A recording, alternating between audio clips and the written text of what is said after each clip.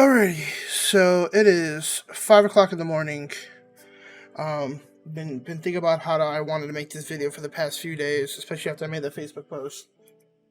So if anybody's here watching this, first off, I want to say if you commented anything positive on mine or Tina's posts about our engagements, I want to say thank you so much for that. If you posted something fucking stupid or message her on the side with some sort of just fucking bullshit, it literally royally, like, go fuck yourself with your daddy's dick. Like, I don't care, because you're just so fucking negative, you're so fucking petty, you're a fucking loser. Alright, so if you guys are here from the actual Facebook post, I'm gonna get right into it, right? So let me actually pull it up, and I'm doing this off the top. I'm not editing nothing. I mean, I'll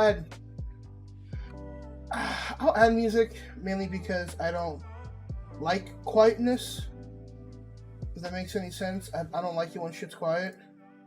So let me just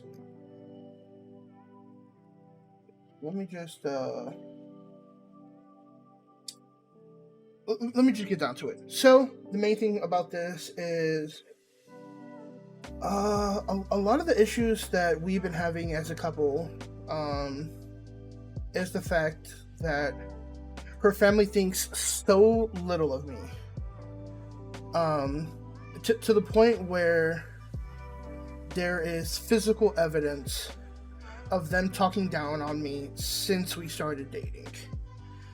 And we've been together for 3 years. August will make 4 years, and I couldn't deal with it anymore, man.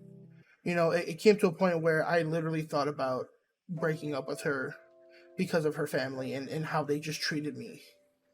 And that's really sad to say, because it wasn't her fault.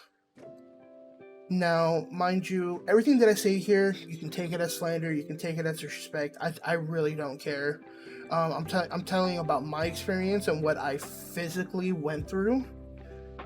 And anything that I say here, I have physical evidence, whether it's a voicemail or a text message or witnesses that were around us that can literally vouch for me. So there's that. So let's start off with the first thing. Literally within like the first 2 years of us dating, her dad pulled me aside. And mind you, as a concerned parent, you always want to make sure you want the best for your daughter. But what you don't do is you don't bring up her traumatic past in her previous relationships and use it against me like a weaponized thing. So the first thing he ever told me when we had like a face-to-face, or like a heart-to-heart conversation, was that he did not want to know me because he did not want me to be like her ex-boyfriend. You know what? I get that.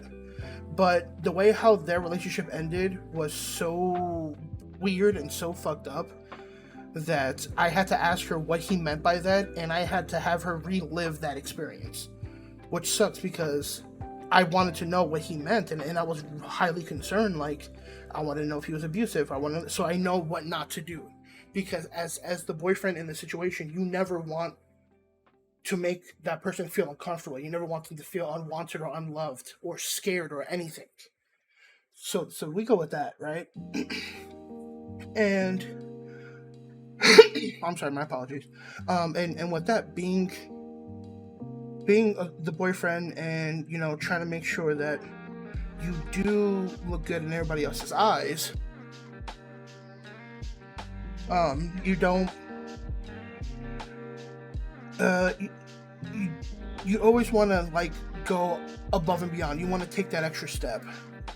So when I used to go to the family outings or whatever, and I would meet them there or pick her up or whatever, I always lended my hand out to them. Whatever they needed help with, I was there for. Now, mind you, did I do a little bit too much and they took advantage of it? Of course. But, that's the parents. Oh, don't worry, Joe will take care of it, yada, yada, yada. So let's fast forward to Like, the moment we found out that we were having our son, then the dynamic started to change. And to be blatantly honest, they did not want her moving out of their house just because, they were so acclimated to having Tina there. Tina worked out of that house. Evelyn was there. They were able to rely on Tina. No, that's not the right words. They're able to have Tina as a person to rely on for all their household needs. Now, mind you, if you live in your parents' household, you help out as much as you can. But from what I've been told, now mind you, because I never liked going there, but what I've been told from her was they had her do everything and anything. And it was a point where Tina was constantly going up and down the stairs, help me with this, help me with that, take this, take that, do this, do that. And it's kind of funny because her mom would be like, I do everything in the house, you don't help out with nothing. But mind you, Tina's the one. I'm on the phone with her. I hear her that she's out of breath. She's asthmatic. So I hear her out of breath, breathing crazy, breathing uncontrollable. I'm like, what's going on? She's like, it's like my fifth time going up and down the stairs because my mom needs something for this. My mom needs something for that. So it's like, I don't think that she's just going up and down the stairs so that she can fucking be winded. And when we were dating, Tina was always like a yes man. Like anytime, like her saying no was never a thing. And when we used to have like these family meetings to discuss like, her moving out, moving in with me, Evelyn moving in with us, like when we had that family meeting, Tina was not able to speak. They spoke for her. Now, if anybody knows anything about that, that is a heavily toxic trait. Because as a person of her age, and she's an adult, she should be able to speak for herself. Not, hey, so we spoke to Tina and Tina said, Tina's right there, say something. But no, she didn't get a chance to speak. So when she was supposed to move in with me in late July, early August, me and my family were told that Tina is going to stay in the house, in their house, until the baby is born, and then once we leave the hospital, then she can move in. Our son was born the end of September. So I stood alone in my apartment for 2.5 months before Tina was able to move in. For anybody, that is psychologically fucking miserable. Because you're going to work and coming home to an empty apartment. And and I say empty apartments that there's no other signs of physical life. Yeah, I had a TV. I didn't even have a TV because I gave my parents a TV. So I didn't have a TV. I had a sofa, a dining room table, and my office. So I stood in my office day in and day out for 2.5 months. And I couldn't bring my girlfriend there because we had nothing. And at that time, she was super pregnant. So it's not like we were trying to go out and have her walk and do things. No, I personally try to keep it as safe as possible. But what is she doing when she's at home? Tina, do this. Tina, do that. Oh, you're not that pregnant. You can do this. You can do that. And I fucking hated hearing it. And I'm like, can you please just come home? And she's like, well, that's not what we agreed upon. And I'm like, I didn't agree to this. But, I don't want to fight. That's not my place. Oh, but now that I think about it, it was my place. I'm the father. But, it is what it is. So, let's talk about one of the main things. I was called useless and stupid, right?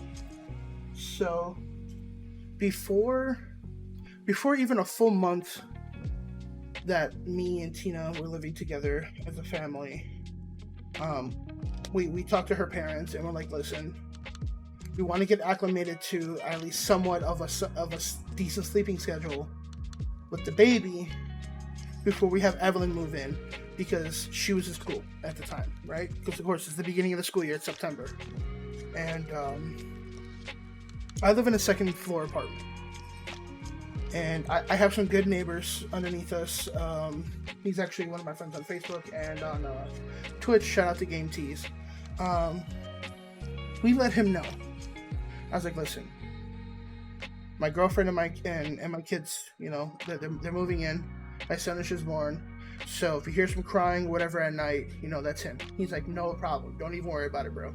Like, okay, cool. But if you live on the second floor, you know, no matter how thick the fucking floor is, whatever between apartments, if you stomp, people can hear that stomping, and it's annoying.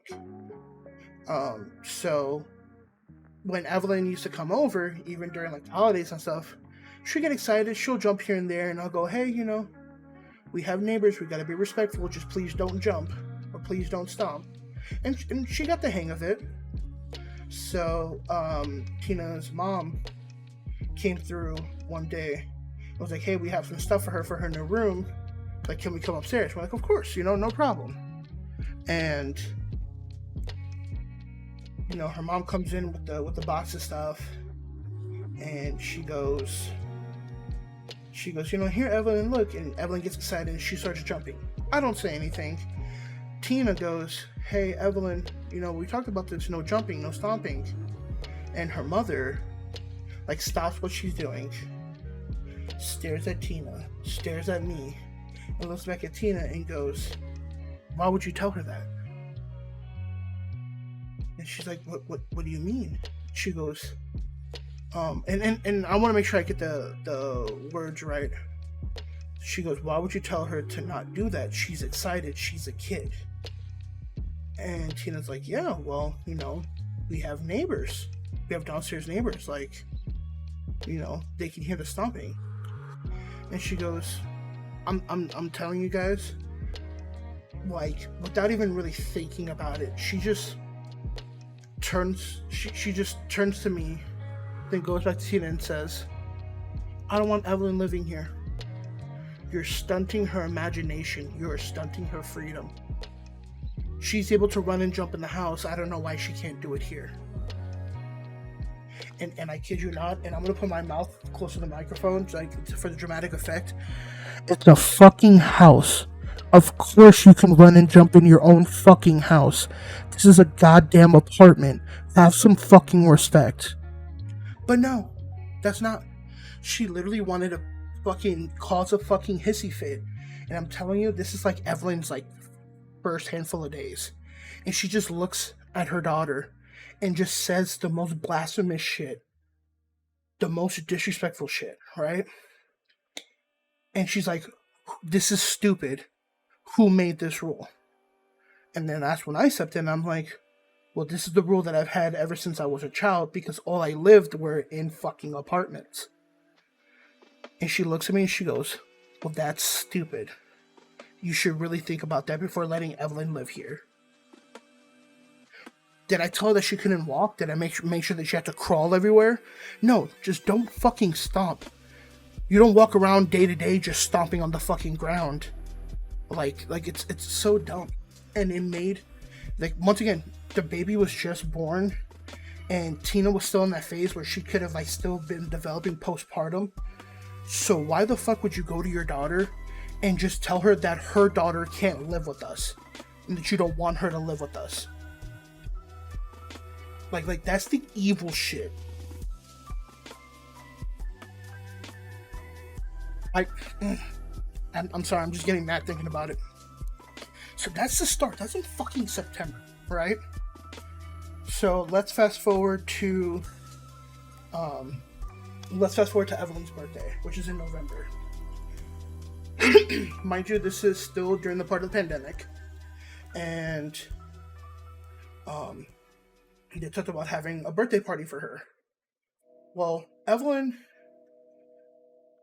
is like the second or third youngest child for grandchildren, so I think she's like number 10 or 11.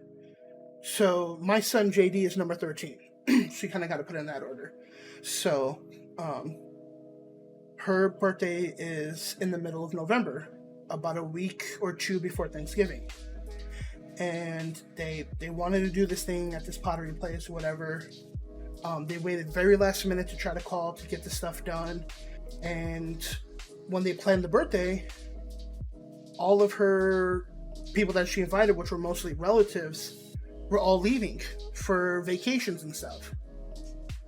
So they said, okay, we'll just cancel it and we'll just schedule her birthday and party another time. They never rescheduled the birthday party.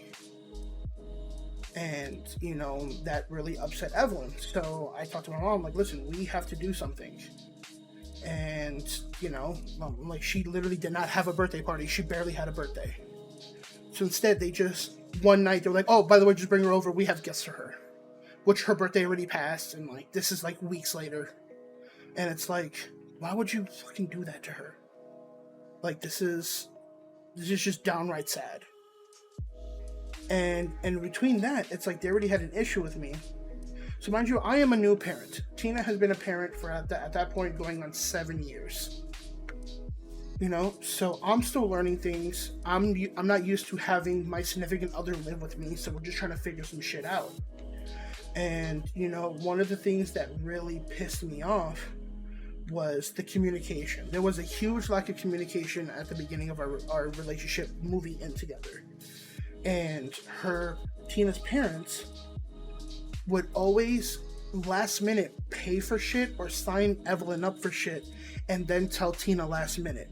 And then because I'm the only one who drives, and because I was so reluctant to like take Tina wherever she wanted to go or Evelyn wherever they wanted to go, when we were first dating, they were like, don't worry, we're gonna sign Evelyn up for this and Joe's gonna take them. No. At this point, I have 2 kids to raise. I have a girlfriend to, keep happy.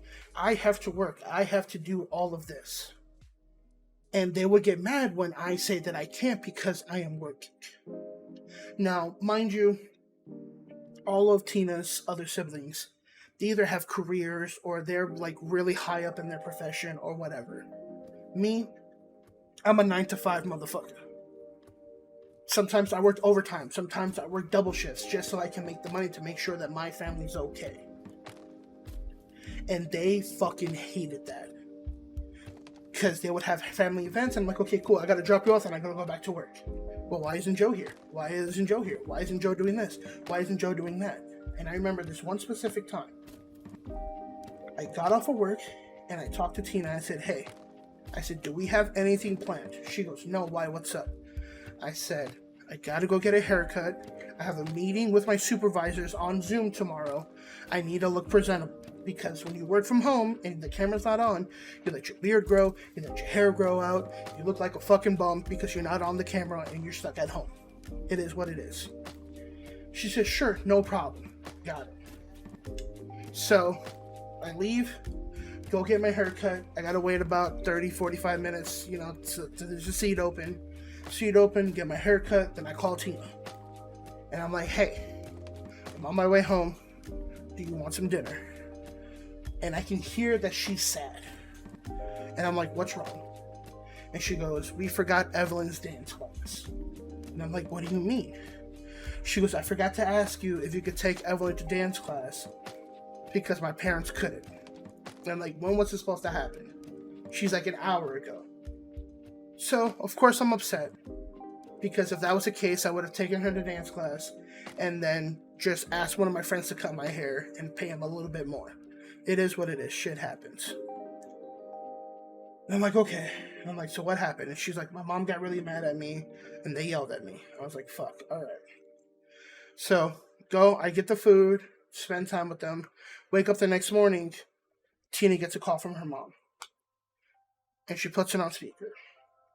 She's talking to her mom because she's feeding the baby. So she's talking to her mom, and her mom literally says, she goes, Tina, I just want you to know how disappointed and how upset we are with you and Joe. Because not only did you tell Joe, it also makes Joe look like he does not care for Evelyn. And he only cares about himself. He's being selfish. Now, mind you, I was not told of the dance class. If that was going to be an issue, they should have called me. They have my number. They've always had my number. They've called me for other shit. Hey, can you pick up Tina to do this? Hey, when on your way, can you grab this? But no. They automatically just go, hey, Tina, go tell Joe. I'm working, Tina's taking care of the baby and taking care of Evelyn. Some things might slip her mind. We're human. It's alright. But no. That was one of the first times when she was like, yo, you neglected your air quote daughter. Because at that point, Evelyn has already been calling me dad. And that shit, pissed me off. Because it's like, I would do anything for this child. I was not told of the fucking dance class. But at that point, because I didn't know about the dance class, I no longer care for her. Like, do you know how extreme you took it? Like, that was unnecessary. So that one time, I let her know. I'm like, listen, I was not told. Next time, can you please just contact me so that I could put it on my calendar? And she's like, well, Tina already knows. Tina should already know this. It shouldn't, it shouldn't take me to message two people. But I'm the one who drives. Tina's not driving. Tina's not going to take her. I'm the one who's going to take her. So, that's one of the main things, right? And let's fast forward to little man caught his first cold. I want to say he was about 7 or 8 months old. And this is like the first actual like baby cold where the babies throw up a lot and they have diarrhea and stuff like that. It was towards the end of the winter. And it got really bad. And once again, I'm still working from home. Tina's working at the daycare at her parents' house. And she calls me like freaking out. And she goes, the baby won't stop projectile vomiting. Like, we need to take him in. Immediately, I don't even let my job know. I just clock out, find the nearest Phoenix Children's Hospital, which is about 10 minutes away from where we live. So I'm like, okay, I'm on my way. I get dressed, grab the mask, grab everything we need, and I start driving. As I'm driving, I get a text message. Please do not look at your phone and drive. That's my only PSA for this thing. I look, and it's just an address. And I'm like, okay. So I get a phone call immediately right after it. Once again, don't text and drive. Don't call and drive unless it's Bluetooth. I get it. And she goes, hey, is this the location where we're taking him? And I'm like, no. I'm like, where we're going is 10 minutes away. And she goes, but that's not the address my dad gave me. Like, we need to go to that address. Because if you look into Google Maps, that is the original Phoenix Children's Hospital, which is about 45 to 50 minutes away from where we live without traffic. It is 3 to 4 o'clock in the afternoon, which around that time in Arizona, people are getting out of work, so that's bumper to bumper traffic. And I'm like, no, that's not where we're going. Before Tina can say anything, her dad grabs the phone. Now, mind you, this wasn't necessary to tell you up until this point. At this point, I got Tina a brand new iPhone and put her on our family plan. So at this point, she is no longer on her parents' plan. So when I say this with the utmost disrespect. This grown-ass fucking man took her daughter's phone, which he does not pay for, and decided to start talking down to me like I'm one of his fucking children. So he grabs the phone and he goes, Joe, where are you taking the baby? I said, Phoenix Children's Hospital, about 15 minutes away from here. And he goes, no, that's not the place you need to go. I'm like, what do you mean? He goes, they're not going to have what he needs.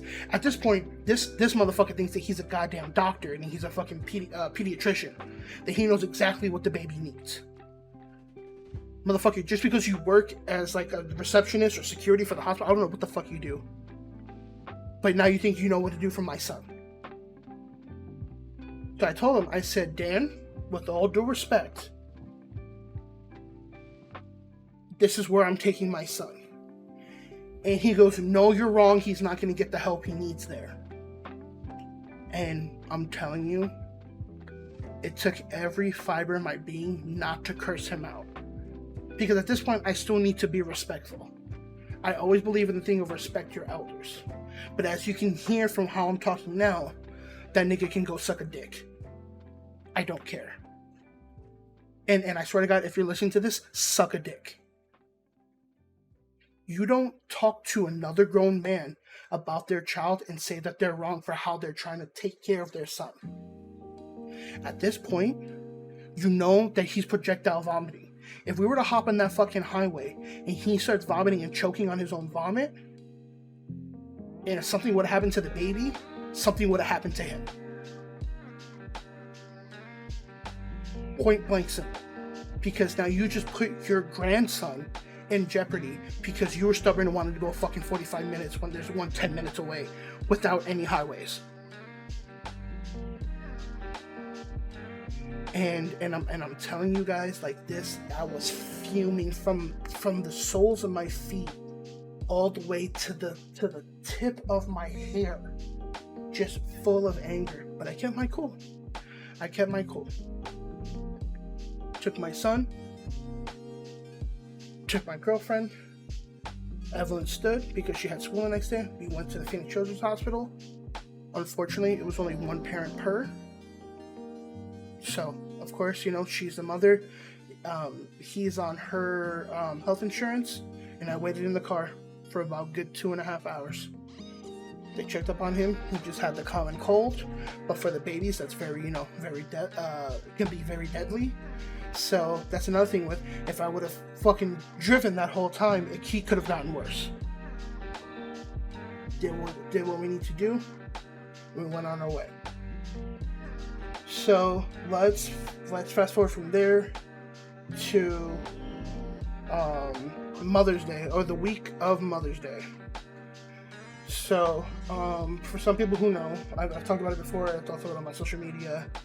On Memorial Day, my grandfather passed away. But since October of October of last year, he was fighting with a whole bunch of different medical issues, and he was in and out of the hospital for the longest time. And so my father was flying back and forth from New York to here, and I took mostly all the major holidays and tried to spend it with my family and birthdays and stuff like that, while Tina got to spend time with her family. And that was just an understanding, like, hey, listen, that at least my mom and Elena see the baby and Evelyn, and then I'll drop you guys off and I'll just come back to my mom's. And we agreed on that, you know? She understood. It was all fine. Tina's family never understood. They never understood why I was never there. And we told him, like, listen, like, Joe's spending as much time with his family as he can because his dad keeps coming in and out, and his parents and his family is lonely. And what ended up happening was, but you know, on Mother's Day, sorry, this is just tough.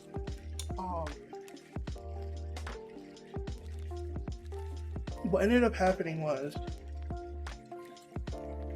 my mom asked, hey, what are you doing for Tina for Mother's Day? And me and Tina kind of sat down and talked about it, and we're like, hey, you know, have your parents planned anything? And Tina was like, no, they haven't. I said, okay. I said, listen, let's spend Mother's Day with the two of us. Just, I'll take you out. My mom can watch the kids, and, you know, we'll just enjoy our time. And then on Mother's Day, I'll drop you off. My mom invited us to breakfast. We'll go eat breakfast together. Then I'll drop you off at your parents' place, and whatever they plan, they do. And then I'll go back with my parents because my dad, we got reservations for dinner, and they want to go see a movie. That was completely fine. 2 days before Mother's Day, Tina calls me because she's at work, and she tells me, she goes, hey, my mom's upset that you're not coming to Mother's Day dinner. And I go, why? She goes, because all of my siblings' significant others are going to be there and you're not. ... again. And so I said, okay. I said, did you explain to them that I'm going to be spending time with my mom on Mother's Day? And she goes, yes, and she's still upset. So at this point, now I'm fucking upset. So I'm like, so at this point, I'm like, so your daughter's going to be with you, your grandchildren are going to be with your daughter, so they get to spend Mother's Day dinner with y'all. And you're mad that I'm not going to be there because I'm spending time with my mom? So me and Tina got into a really big argument over text message on this. And what ended up happening was, I said, you know what? I said, I'm just going to call her. So that night, I called Tina's mom. And I told her, I said, listen. I said, Tina expressed to me that you're upset that I'm not going to be at Mother's Day dinner. I said, can you kind of shed some light on that so I can figure out what's going on? And she went on this whole rant about how Tina's always alone and that I'm never there for her and that I'm always just dropping her off and abandoning her and that her daughter is going to end up like Tina's mom's sister, that all her boyfriend or husband did was work and was never there for her and never there for the kids.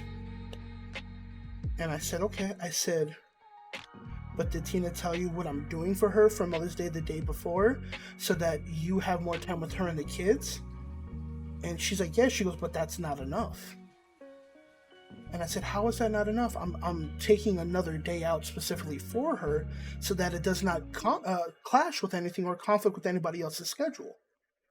She goes, yeah, Joe, but you're not gonna be there. And that's what's important. Well, excuse me. So I'm supposed to neglect my mother, the one who gave birth to me, so I can go to your dinner? And I told her straight up, I said, listen, I said, I do not feel welcome or appreciated with your family. And, you know, throughout the years, there's been fat jokes, there's been backhanded compliments, and just downright disrespect towards me. And she goes, well, I'm sorry that you feel that way. But, and then she starts listing off shit that literally made no sense. Like I wasn't there for this, I wasn't there for that, or I was there just for a little bit. And I'm like, okay, but I was still there. Like, and I'm shitting you not. One of her sons got married during COVID. And I was so against going out in public during COVID. But to make my girlfriend happy, I attended the wedding.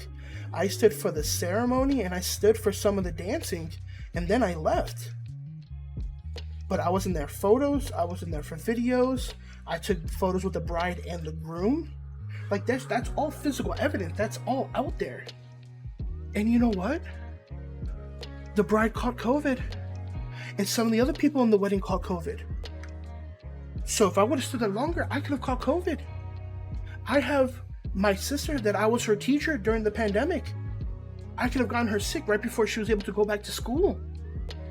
I risked my fucking health to be there for fucking photo ops. But I was there. But no, you left early, so it didn't count. And it's like what more do you want from me? No, I'm not one of your children to be there for your beck and call. I'm not your son. I am your daughter's boyfriend. I'm there for her. I'm definitely not there for you. And now, at this point, I don't give a fuck what you're doing. You're never going to catch me at these family events. And she just kept going on and on and on and on and on. And at this point, it's like, yo, just say you don't fucking like me. Which I found out, and a lot of the arguments, well, not even arguments, a lot of yelling that Tina's mom and dad went on Tina about was how much they don't like me. That I'm rude, that I'm disrespectful, and that I control Tina, and that I tell her what to do and what to say. No, the only times that me and Tina have ever, screamed at each other is for me to tell her, yo, you have a voice, use it. Because Tina can yell at me and no problem. Tina can tell me no a million one ways, which is fine because this is the relationship. It should be, hey, do you like doing this? No. Okay, let's do something else. We negotiate, we compromise. I've compromised so much in the 3 years that we've been dating, but her parents are like, Joe told you to say this. Joe told you to do that. I'm like, nigga, no. Not once have I told Tina, like, no, it's my fucking way or the highway. Never. And I have tons of people to back that up. Hell, even some of her exes that I'm cool with were like, yo, like, her parents have always been like this. Her father has blatantly called me an asshole to Tina and was like, Joe's like, that asshole Joe always tells you what to do. So now, after we had this big blow up, and I told her, I was like, you don't understand how much I've sacrificed and how much, like how many things that I've had to cancel with my family because you guys do XYZ 1, 2, 3, right? When it comes to Evelyn or tries to do stuff with Tina or the kids. And this is when shit hit the fan, like pure, right? So Tina has worked at this daycare for as long as she can remember. She's never worked a normal 9-to-5 job. She got pregnant. She did online schooling. And then she did a little bit of online classes. And then she raised her daughter and did daycare at the same time while going to school and getting her diploma or her GED. Sorry. So financially, she was not able to take care of her daughter the way that she wanted to. So her parents took care of that. They enrolled her in a Catholic school with waiver and some what do they call them? Scholarships and all that. And they bought her clothes. They made sure that she scheduled her appointments and all that. And then she's done things like Girl Scouts, dance class, tutoring, and all this, all the extra stuff. Now, mind you, all the extracurriculars like dance and tutoring and whatnot, they would take her when they felt like it. Because if they were tired and they didn't want to take her, she just wouldn't attend the classes. Now, mind you, they paid for it. Of course, they can waste their money. They pick and choose as they please, right? But there was times where I'm working a late shift and I'm getting a call. Hey, my mom's not feeling well or my mom's tired. Can you pick up Evelyn and take her to dance? And I'm like, no, I'm working. I can't just cut out and do this. Or it's, hey, I forgot something and my mom can't pick it up. Can you drop it off? No, I just clocked in. I can't leave. Stuff like that.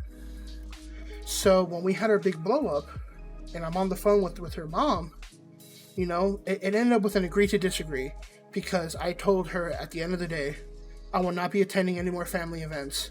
And one of the main things that she kept repeating was that every time I said something about like Tina's voice, she goes, okay, well, I'll just tell Tina the next time I see her that she will always just be alone.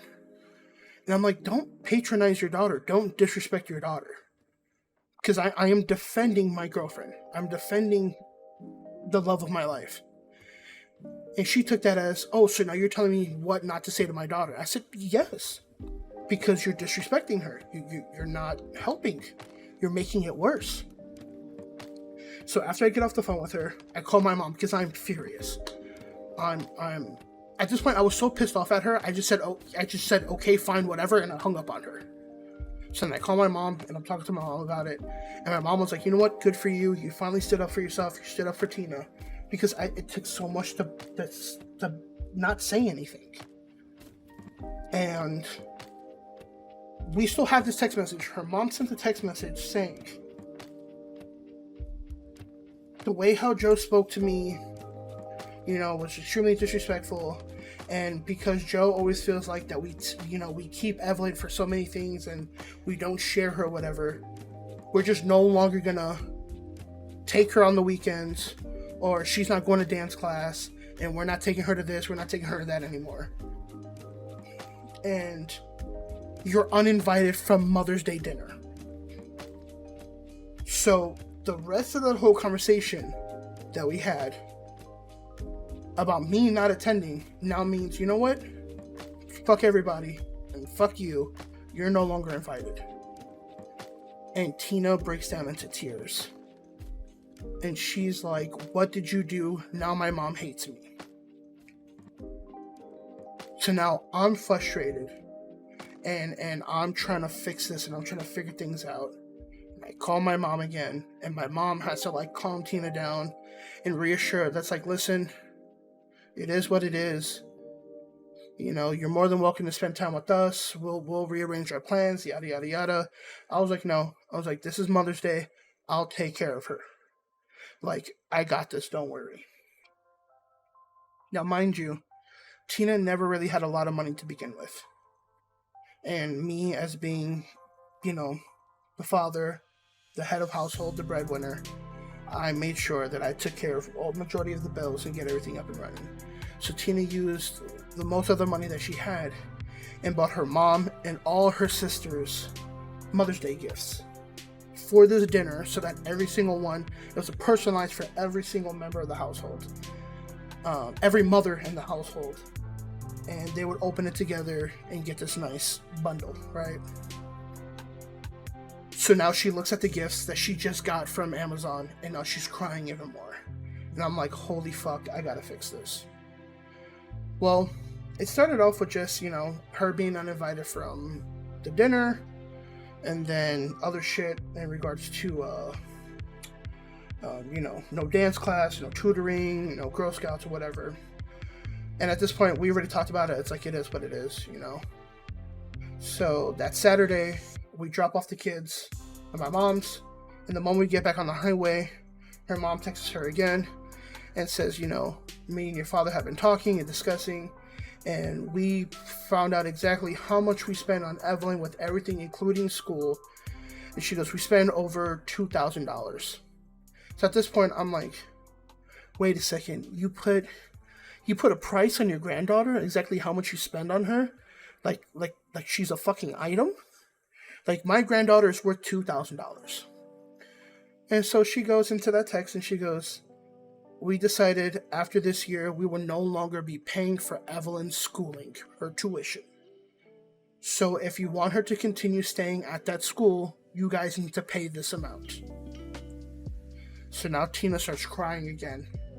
And I'm like, you're so fucking petty that you are now taking your granddaughter out of school because I told you that you need to stop being disrespectful to your daughter and stop treating her like shit.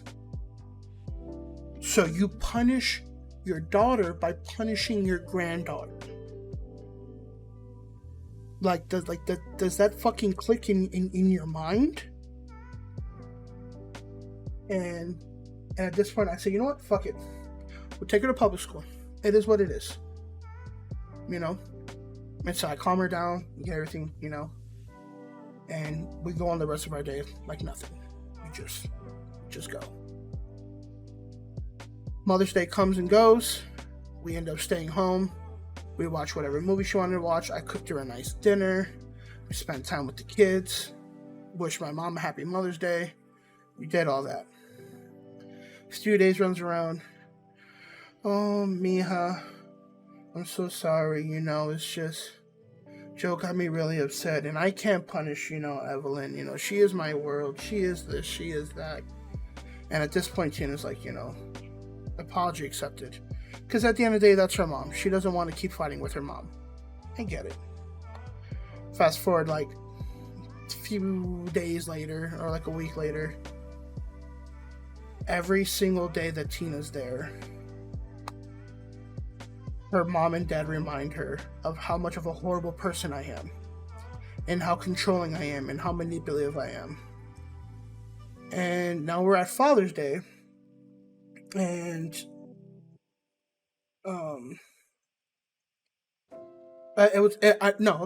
so now we are at Memorial Day. My mother calls me and tells me that my grandfather passed away. and I am bawling my eyes out. And I'm sorry, actually no, we gotta go way before that. When my grandfather was in hospice, right? They have fucking tubes in his throat. He's all hopped up to these fucking machines. My father's out there, and my mom tells me, listen, he might not make it. Just be on the call for this, right? Be on the call that your grandfather might die, and you need to hop on the next plane. Now, mind you, before that, my mother was like, listen, let's try to take the baby, because he's named after me and my father, and then the nickname of my grandfather. She's like, let your grandfather meet your son, at least before he goes. Because at this point, we all know that he's eventually going to die. And so I'm sitting down with Tina, I'm talking to her, and I'm telling her about this, and I said, I might need to catch the next flight. And the first thing that comes out of her mouth is, well, who's going to take me to work? And at that point, you ever seen those movies or those shows where somebody says something crazy and the whole world just stops? Like water just freezes in midair, and the birds stop flapping and they're just stuck in the sky. And in my mind, I'm like, what the fuck? She really just said that. And I said, well, your parents are going to have to take you and you're going to have to stay over. And she told me, she goes, they're not going to take me, and I don't want to stay over there. So at that point, I'm like, well, fuck, now I can't leave because they're not going to be there for her. They're not going to want to take her.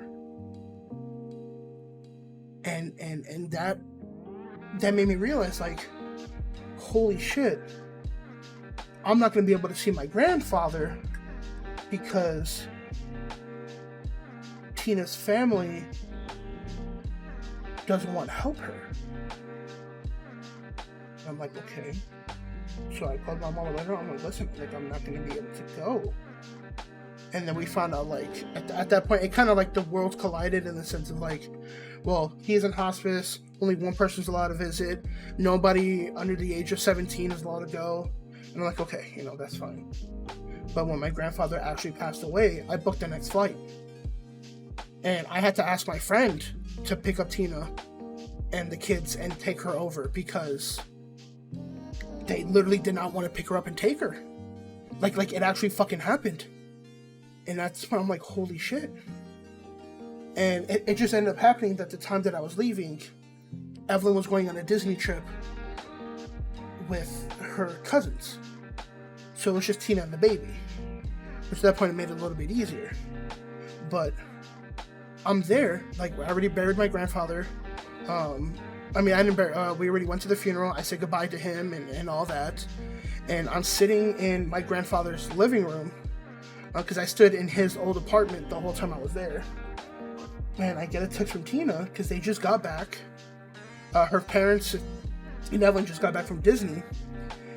And she tells me, she goes, I was just uninvited to Father's Day lunch. Mind you, I'm still grieving over my grandfather, and I get a fucking message like that. So now I'm sad and pissed. And she was already uninvited because of me.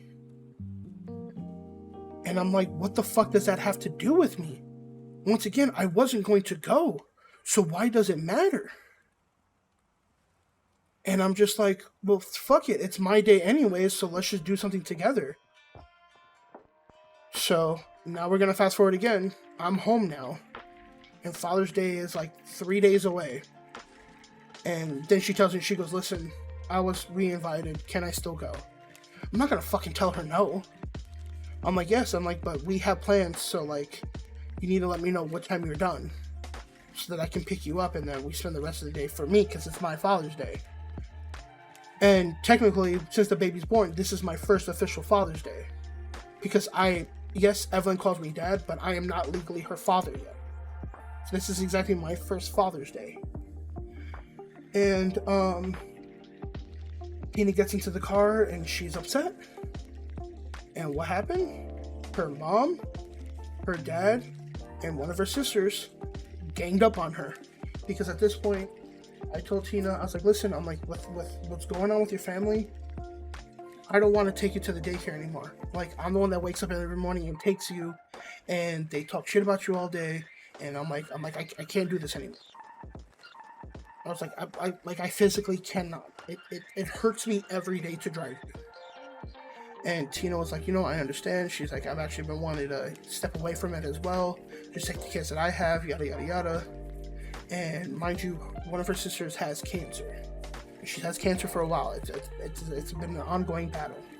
And what ended up happening was her sister, her older sister, her mom, and that ganged up on Tina at the Father's Day lunch and try to weaponize the six sisters' cancer, saying that you're abandoning her when she needs you the most, to pretty much guilt trip her into staying. And they made her cry at the restaurant. They literally made her cry at the restaurant.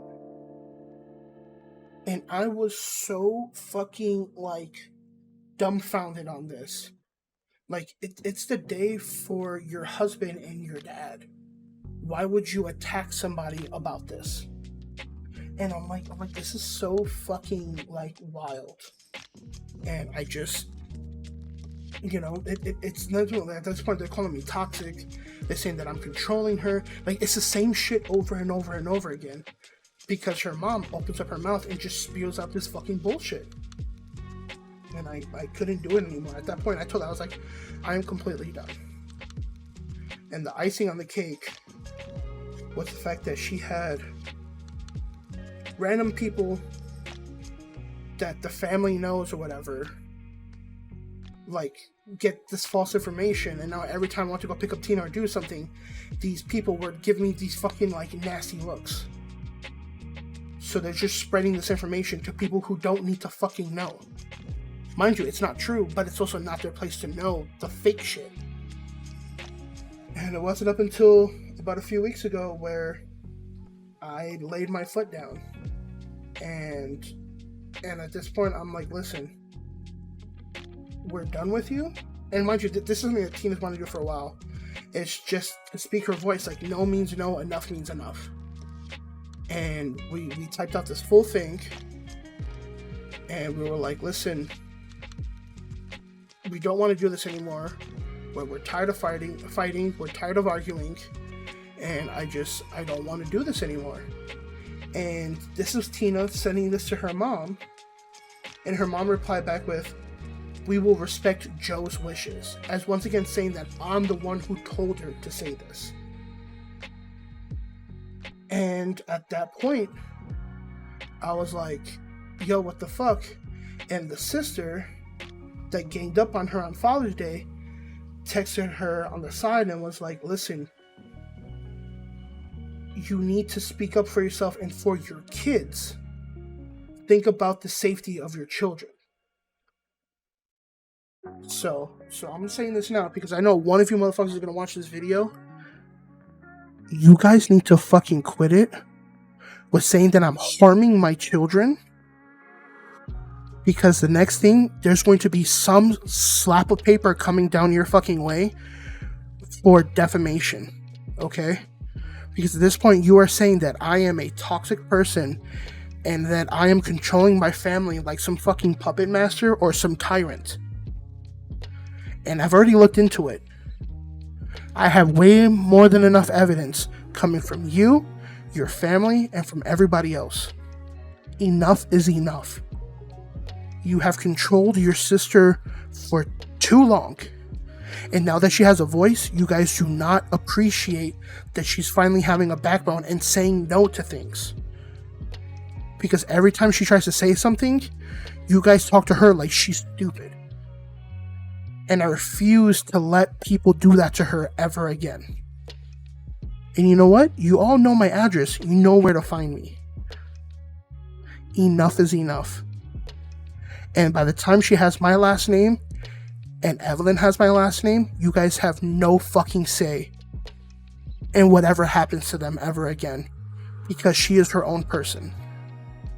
And with that, I end this.